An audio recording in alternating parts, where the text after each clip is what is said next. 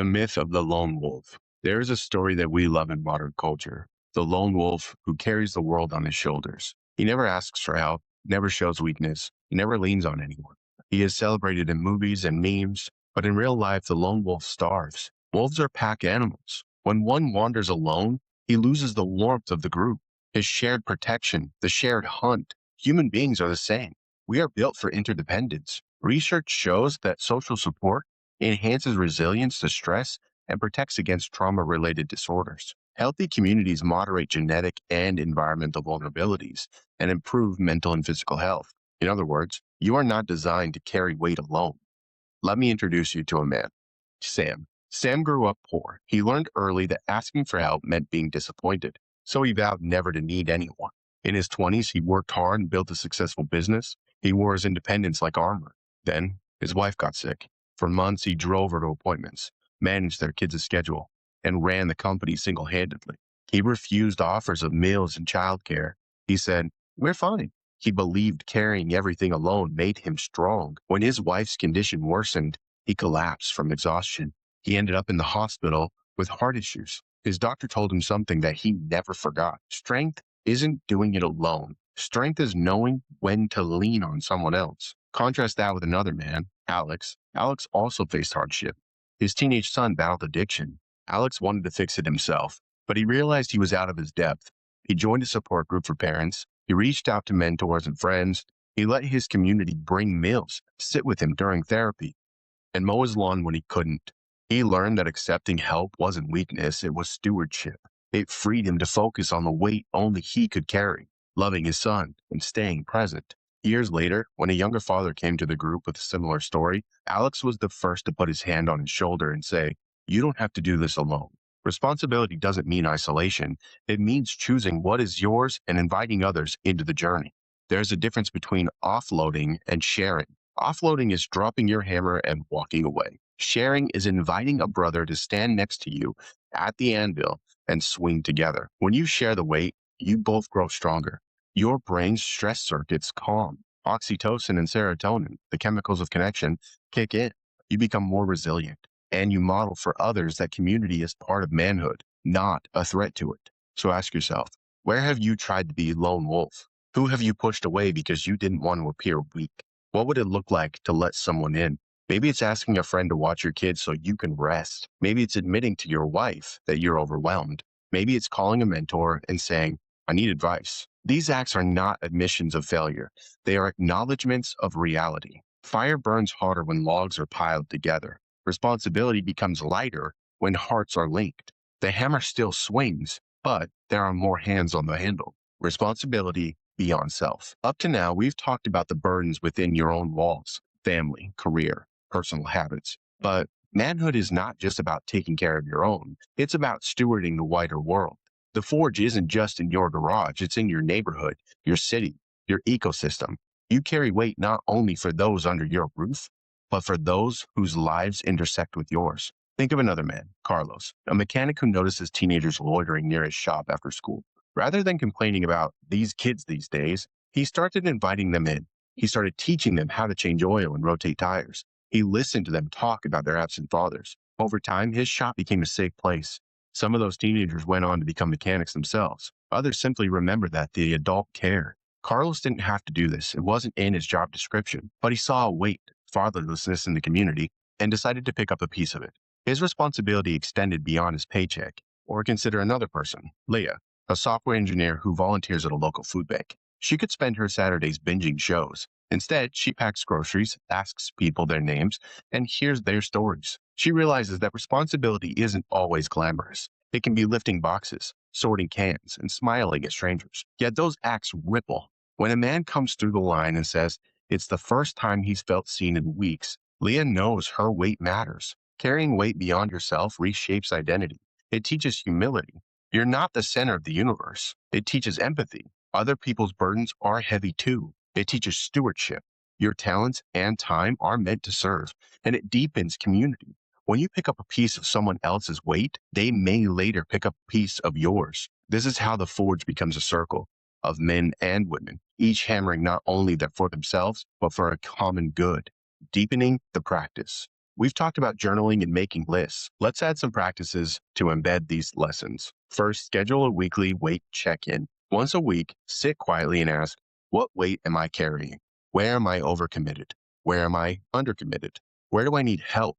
Write this down. Share it with someone you trust. This check in keeps you from drifting into avoidance or martyrdom. Second, cultivate. Cultivate intentional community. Join a group that meets regularly for honest conversation. Maybe it's a men's group or a recovery circle or a team at work. Neuroscience and psychology show that meaningful social support buffers stress and reduces the risk of trauma related disorders. When you know someone has your back, your brain's threat response calms and your executive networks function better.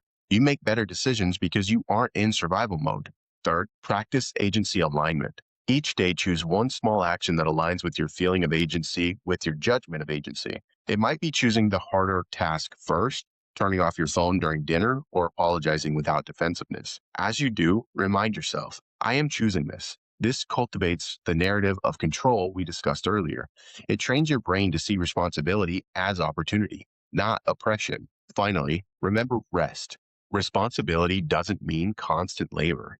A blacksmith knows when to remove the metal from the fire lest it burn.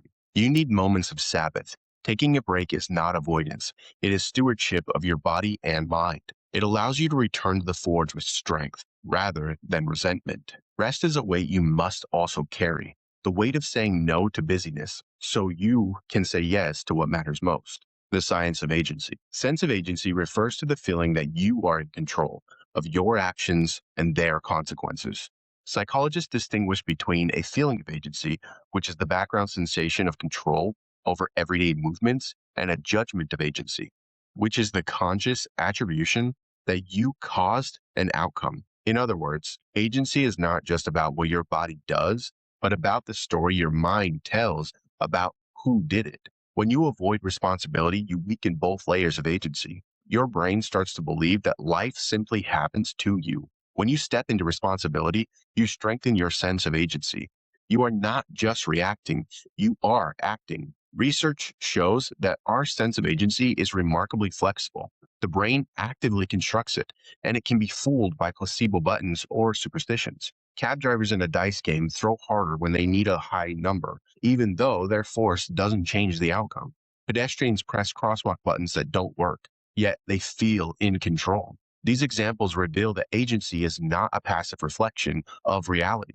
It is a narrative your brain builds. That narrative can drift away from reality if you aren't careful. When you shirk responsibility, you invite this drift. You start to believe that your choices don't matter. So your brain loosens the link between intention and outcome.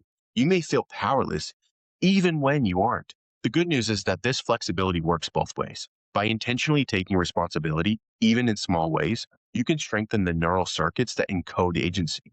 When you decide to get up early, complete a project, or have the hard conversation, you signal to your brain, I am the one driving this bus. Over time, these signals accumulate, the judgment of agency. The story you tell yourself about who you are begins to align with your feelings of agency, the bodily sense of control. This alignment is vital for mental health. Studies suggest that stronger agency correlates with resilience and well being, while diminished agency is linked to anxiety and depression. That's why carrying responsibility isn't just morally upright, it's neurologically healthy. There's another twist. Responsibility doesn't mean you control everything, it means you own your part. Recognizing what you can control and cannot control sharpens agency. When you try to control outcomes outside your scope, other people's choices, the weather, the economy, you set yourself up for frustration. The most powerful men I know have a clear circle of control and focus their energy there. They understand that agency is a partnership between intention and humility. They act where they can and accept what they can't. This balance keeps the narrative grounded in reality, preventing the illusion of control that leads to bitterness when things go wrong. The hammer and the burden, embracing responsibility. The weight you carry tells a story. No matter how far you run, the hammer finds you. It shows up as a crying child at 3 a.m, a project no one else wants, a promise you made when you were a different man. The burden isn't punishment, it is invitation. Responsibility is not the prison cell, it is the forge. Last week, we stood in the fire. We talked about the 5-second gap between impulse and action and how micro decisions cast small votes for the man you are becoming. We met Marcus on his early morning alarm and Julian alone in the hotel room wrestling with the secret habit. We learned that values are tested not in lofty ideals, but in ordinary moments, in the snooze button, in the text message, in the decision to look someone in the eye. Each of those choices was a hammer strike shaping the steel of their character. When I finished that episode, I sat alone in my studio with the lights off. The recording was done, the house was quiet, but my mind kept circling back to a memory I hadn't touched in years. I was in my 20s, broke. I was living with a few roommates, and I was stressed to the nines about money. Nothing was getting turned off. I was able to pay my bills, but I was eating peanut butter sandwiches in the dark. I couldn't figure out where my life was going. I was struggling. I kept telling myself I was doing it for weight loss. I was fasting because I couldn't afford food. I would save the money that I had so that I could feed my kids on the weekend that I had them. That weight was heavy. I learned from that. I learned to rely on other people. I had the hardest time asking for help. I had a job. I made pretty good money. I was living with a couple of roommates. So it's not like things were expensive, but they were. Things add up. Your bills, child support, everything adds up. And finally, it added up to me sitting in my room, the peanut butter jelly sandwich. That was the only thing I had to eat that day. And then I fasted for 9 days, drinking bone broth and water. It wasn't until that weekend that I had saved up enough money. My kids came over and I got them breakfast, lunch, and dinner. And I sat and enjoyed a little bit of lunch with them and a little bit of dinner with them. I sacrificed and it cost me a lot. Sleep wasn't good. I was distancing myself from friends and family because each time I would go and see them, they would say, "Hey, you look amazing. You lost a ton of weight, but you also look sick. Is everything okay?" And I couldn't tell them. I couldn't come to the realization that I needed to open up. I needed to let them in. I called my brother and I invited him in, told him what was going on. And he helped me. He helped me realize that I was putting too much onto my body. And in that same time, I met a woman and the script kind of flipped. She helped me too. She helped me see that there was more to life than living sandwich to sandwich, if you will. I couldn't have asked for a better moment, if I will, to share. And so I did. I shared with my now wife and my brother. And my brother and I, we didn't talk that much. There was few and far between calls and texts and this and that. Now we talk every week, minimum of at least twice. We live states away, but we connect. He calls me when it's on his way off of work. He calls me on the weekends when he's doing nothing. And I love it. Having somebody call you that cares about you enough to hear their story, enough to hear my story, it makes a huge difference in what your mind is capable of storing. It makes a huge difference in what the weight you carry costs you. There was a huge weight on my shoulders. Lifting that weight every day, it costs you. No matter what you try to do, no matter how you try to shake it, you will always have that responsibility as a man. But you don't have to go at it alone. You don't have to be the person who struggles daily alone, feeling like the world needs to give you something. You deserve a chance, but you have to build it. You have to do the work. You have to practice. You're not a child anymore. You're a man, but you still get to lean on people who are there to support you. Parents, siblings, friends, mentors. Take the opportunity to share. It may be hard. Work up to it. That's what practicing is. You aren't instantly good at something, right? You wanted to be good at work. So you go in, they teach you, you work at it for years and you become an expert. Now when someone comes in, you teach them. That's how it is. That's how confidence is built. You are confident that you are an expert in what you do. So you be that expert, be that person who teaches. That's how you gain confidence. If you're sitting there thinking, how is this going to serve me? Well, it could serve you in several ways. You want to be better at talking to women. Find an open place with dozens of people. Go up and talk. Don't ask anybody out. Your whole goal in this practice is to just have a conversation with somebody, a real, genuine conversation. So you go up and you ask somebody how their day is. You go up, you introduce yourself. Practice speaking. Practice getting to know people. Practice hearing their story without sharing your own. Do that, and I promise you, you will become confident in speaking. You will become confident in talking. You'll be confident in listening. And this practice will serve you later in life more so than any guru's self-help about how dating should actually be. how you're supposed to knock them down a peg or whatever they say. Don't do that. Just learn how to talk, learn how to have a good conversation, and you'll start to find people that you converse with and people that you don't.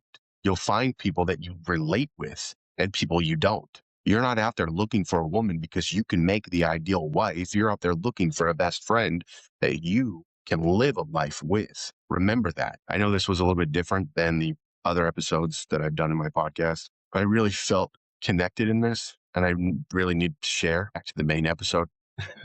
The myth of freedom without weight. Modern culture sells freedom as an absence of burden. The advertisements show men with perfect teeth and no commitments, road tripping across deserts in convertibles, sleeping in on Sundays, buying things they can't afford and calling it living. Freedom, we're told, is the absence of obligation. Freedom is never having to answer to anyone. Freedom is doing what you want when you want. It's easy to fall for the lie because it promises ease. It whispers, lay down the hammer. Life will be lighter without it. But anyone who has ever tasted true freedom knows that it never came from escaping responsibility. Freedom isn't the absence of weight, it's the result of carrying the right weight the right way. Think about it. The freest you ever felt was probably when you followed through on a promise, stood up for someone who couldn't defend themselves, or built something with your own hands. Those moments weren't light. They were heavy and meaningful. You carried a burden, and paradoxically, that weight made you stronger. You felt free because you weren't under the thumb of your shadow values anymore. You were aligned with your soul. Responsibility is the anchor that keeps the ship from drifting. Without it, we are blown by every wind, culture, mood, appetite, fear. We chase pleasure and call it freedom, but we end up enslaved to whatever feels good in the moment. A man without responsibility is not free. He is lost. He has nothing tethering him to a purpose. He is like a sword without a hilt. Sharp, maybe, but useless because he cannot wield it himself. The blacksmith and the beam. Imagine a blacksmith forging a beam that will hold the weight of a roof. He doesn't use flimsy metal. He doesn't skip steps. He heats the steel until it glows, hammers it until it's straight, quenches it, then tests it under pressure. He doesn't test it to break it. He tests it to trust it. If it bends, he reforges. If it cracks, he starts over. The beam's purpose is to bear weight. Without that function, it's just decorative iron. Now imagine the beam refusing the furnace. It wants to stay cold and untested. It wants to be admired for its shiny surface, not shape. What happens when you build with that beam? When the snow falls or the wind blows, the roof collapses. It wasn't built for weather. It wasn't forged for burden. We are like that beam. We were made to hold weight. Responsibility is the heat and the hammer that strengthens us. The more we embrace it, the more we can bear. The more we resist it, the weaker we become. A father on a bridge. When my daughter was born, I found myself on a bridge I had never crossed. In the hospital, with her mother, laboring, I held her hand, helpless to ease her pain. When my daughter emerged and cried for the first time, something ancient awakened in me. I looked at her tiny fingers as I held her in my hands, and I knew that I needed to protect this innocent child. I needed to change. I needed to be better. That was the first step in my journey. At that age, I was naive to think I knew everything, dumb enough to test it against people wiser than me. But in that moment, something changed. And you may not have the same experience, but I knew that I needed to forge my path. I knew that I needed to change. I still had moments when I got too stressed, and I would get in the car, drive, and blast music, pretend that there was no care I had left in the world. But there was no escape from this. We were on a bridge, and the weight was real. As I held that baby, I whispered, "It's okay. I'm here. I've got you." And in that moment, another voice whispered back to me the same words, "I've got you." It wasn't a voice telling me to run. It was a voice of responsibility. It reminded me that carrying that child wasn't a punishment. It was my calling. That night, I learned that the weight of responsibility is not just something we lift. It is something that lifts us. When I stopped running from the burden, I discovered it has been holding me up all along, the shadow of avoidance. We all know the opposite of responsibility, avoidance. Avoidance is one of the most common shadow values I see in men. It shows up in endless scrolling, endless gaming, endless working to avoid being home, endless jokes to avoid being serious. It looks like procrastinating on a difficult conversation, letting someone else make the decision, blaming others for outcomes, excusing yourself because it's just not my personality. Avoidance whispers, if you don't touch it, you can't fail. If you don't attempt the project, you can't be criticized. If you don't lead your family, you can't be blamed for where they end up. If you never commit, you never get hurt. But avoidance is a thief. It steals the opportunity to grow. It robs people of your presence. It leaves you hollow. Take a man, Isaac, a man I met through a mutual friend. Isaac's talented, creative, and full of ideas. He dreams of starting his own company. He talks about it often, always in the future tense. One day I'll quit, he says. One day I'll be my own boss. In the meantime, he bounces from job to job, always leaving when the work gets tedious. He blames management, coworkers, the economy. He calls it freedom. Really, he is afraid of the weight. He wants the title of founder without the responsibility of building. One evening I asked him, "Why haven't you started?" He shrugged. Timing isn't right. I saw the truth in his eyes. He was scared. Not of failure, but of commitment. He didn't want to carry the beam into the furnace. He wanted the applause without the heat. Avoidance is subtle. It's disguised as logic, caution, sometimes even humility, but at its core, it is refusal to bear weight. And anything that refuses weight will never be strong. Stories from the Forge. Let me tell you about two men, Ben and David, who illustrate the difference between avoidance and responsibility. Ben grew up in a turbulent home. His dad drank, his mom worked 3 jobs. Ben learned early to take care of his younger siblings. He promised himself he'd never be like his father. At 21, he got a girlfriend pregnant. Terrified, he left town. For 3 years, he traveled, picked up odd jobs, and sent money home sporadically. He told himself he wasn't ready. "I'd just be a lousy dad," he said. "I need to find myself first." Meanwhile, his son learned to walk without him, learned to talk without him, learned to laugh without him. One night, Ben was in a bar watching an older man sway on his stool. The man spilled his drink and mumbled about his ex-wife. Ben saw his future in that man. That night, he realized that avoiding the weight didn't free him from becoming like his father. It guaranteed it. If he wanted to break the cycle, he had to carry the beam. He called his ex, apologized, and moved back. The first year was brutal. He felt incompetent. He wanted to run every time his son cried. He was ashamed of the years he missed, but he stayed. He learned to change diapers. He learned to say, "I'm sorry," to a 2-year-old. Years later, his son introduced him at a school event and said, "This is my dad. He always showed up." Ben smiled and thought of the bar stool. Responsibility didn't ruin him, it saved him. David was a decorated soldier. He led men into dangerous missions and never flinched. Responsibility on the battlefield was natural to him. At home, though, he avoided. After deployment, he struggled with PTSD. Rather than face it, he drank. He withdrew from his wife and kids. When his 8-year-old daughter asked him to attend her recital, he said he was too tired. He went to bed early and lay awake ashamed. He could carry a rucksack through miles of desert, but not the weight of a folded chair in the school gym. One day his wife threatened to leave. She said, "I can't raise these kids alone." David realized he had been absent for years. He decided to treat his family like the mission it was. He went to therapy. He stopped drinking. He apologized to his daughter and sat through every terrible off-key song that recital season.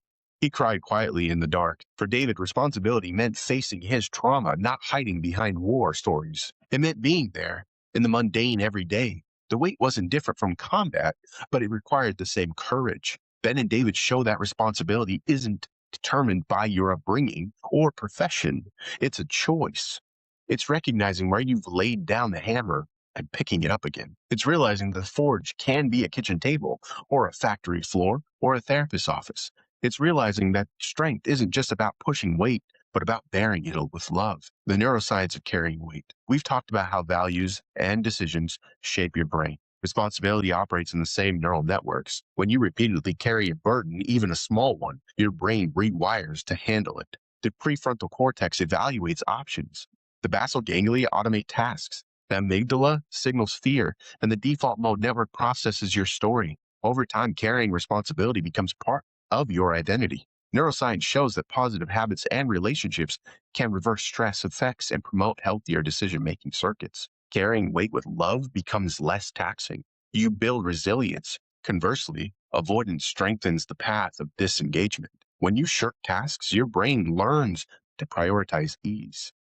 The more you avoid, the more the amygdala associates responsibility with danger and triggers anxiety. But by embracing the burden and seeing it as meaningful, you activate circuits related to reward and purpose. The same brain that can be trained to avoid can be trained to engage. Ownership versus blame. Responsibility is often confused with blame. Blame is about assigning fault. Responsibility is about owning response. You may not have caused the situation, but you are responsible for how you handle it. Blame points fingers and stays stuck. Responsibility takes stock and moves forward. Years ago, I helped on a project that went terribly wrong. We couldn't get the sound right. The speaker failed. We missed flights and everything just kind of went downhill. And after the dust settled, I wanted to blame someone. I thought, well, let's blame the sound, the audio.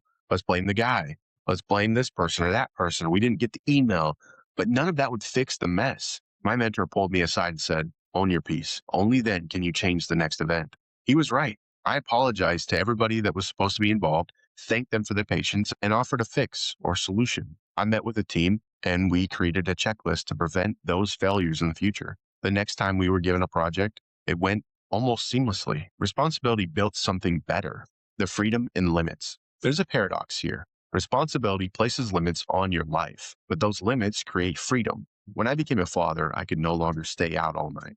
When I started a business, I could no longer spend money impulsively. When I committed to my wife, I could no longer flirt with every attractive stranger. Each limit felt like a loss, and yet each limit opened a deeper, richer world. The limit of fatherhood gave me the freedom to love like I never had. The limit of marriage gave me the freedom of trust and intimacy and growth.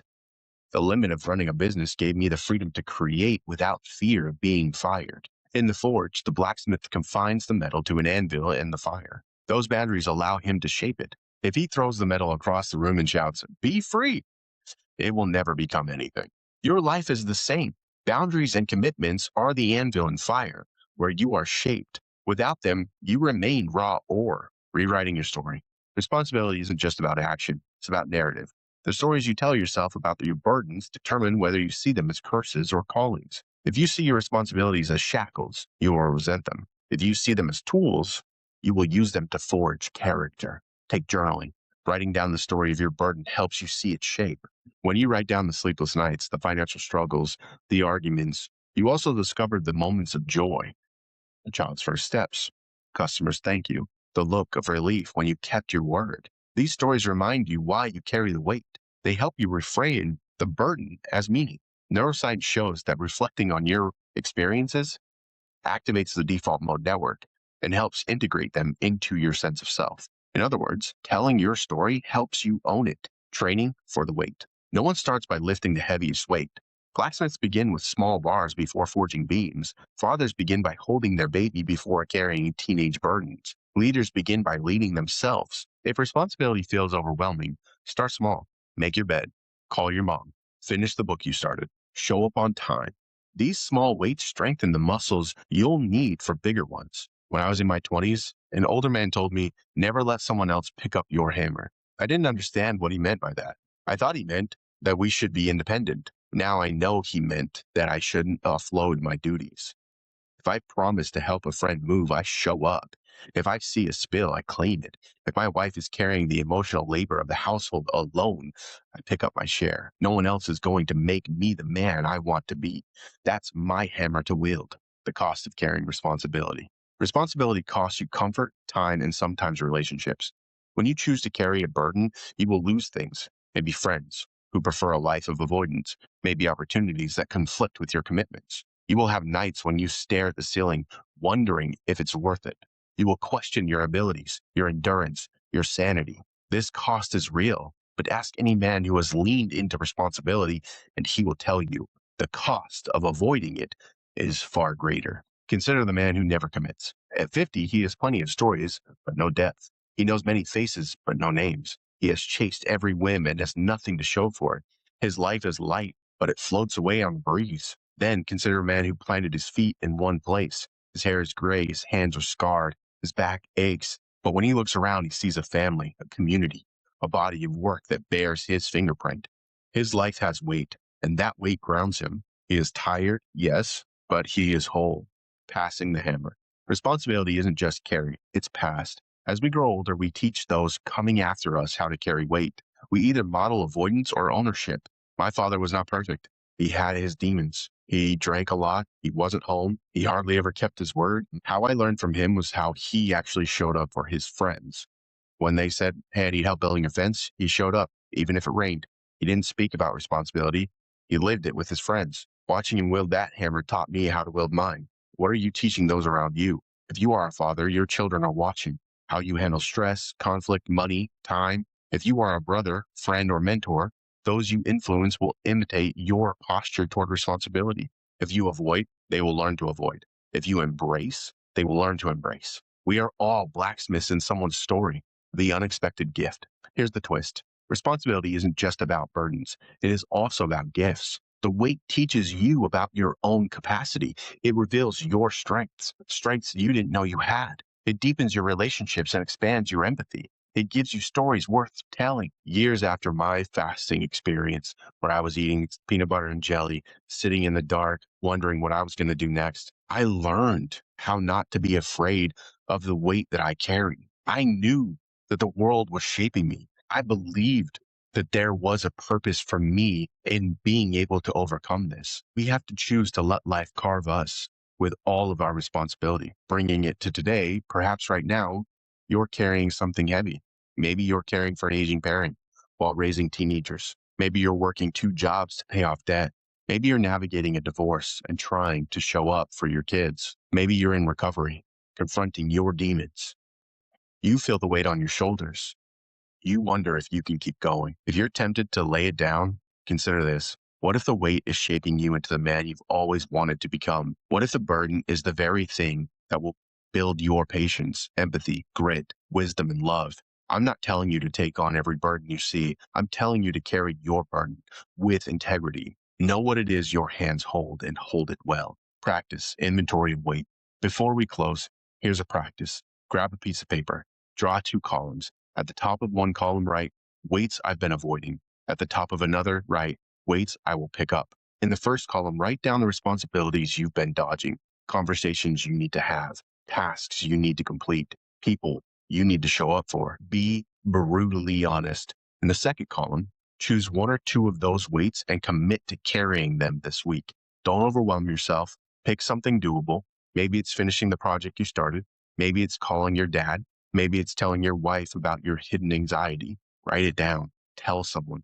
Then pick up the hammer. This simple exercise isn't about checking boxes. It's about reorienting your posture. By naming your responsibilities and choosing to embrace them, you shift from avoidance to ownership. Your brain will resist at first. That's normal. But remember, you can flip the switch. By carrying even one small weight with intention, you begin training yourself for greater burdens. Over time, this practice will make responsibility your reflex. Love under the weight. As you practice, pay attention to the moments when the weight and love intersect. Often the tasks you dread become opportunities for connection. Cleaning the garage with your son becomes a conversation about his dreams. Paying bills with your spouse becomes a moment of partnership. Leading a difficult meeting becomes a chance to encourage a struggling coworker. The burden becomes a conduit for love. Don't let responsibility become sterile. It's not just about white knuckling through tasks. It's about carrying the weight with love. That's what transforms it from drudgery to calling.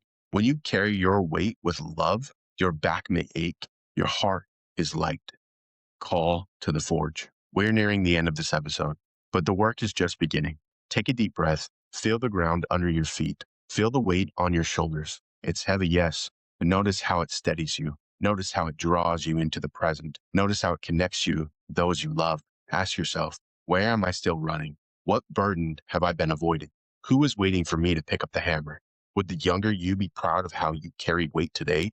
Would he recognize the man you become? Or would he see someone still hiding in the shadows? You can't change the past. You can't erase the years when you ran, but you can decide right now to step back into the forge, to lift what is yours, to let the heat and the hammer shape you. Remember, you're not broken. You're a man in progress. The burden doesn't curse you. It crafts you. Responsibility isn't a chain. It's a crown. Wear it. Carry it. Pass it on. And when your arms shake and your knees buckle, know that you are becoming stronger than you imagined. There will be more fires ahead. There will be more burdens, but you won't carry them alone. I'll be here, sharing the weight, telling the stories, reminding you that you're not the only one on the bridge. And if you feel alone in this battle, feeling stuck, If you're feeling like you need some more help, I have a link to my one-on-one coaching sessions in the bio of this episode. Click the link, sign up for a 15-minute consultation. Let's see if we can move forward together. Until next week, keep forging, keep carrying, keep becoming. The world doesn't need more boys running from weight. It needs men who choose to stand under it and say, "This is mine. I'll carry it with love." Remember, you are not late. You are not broken. You are not behind. You are a man in progress. Keep forging.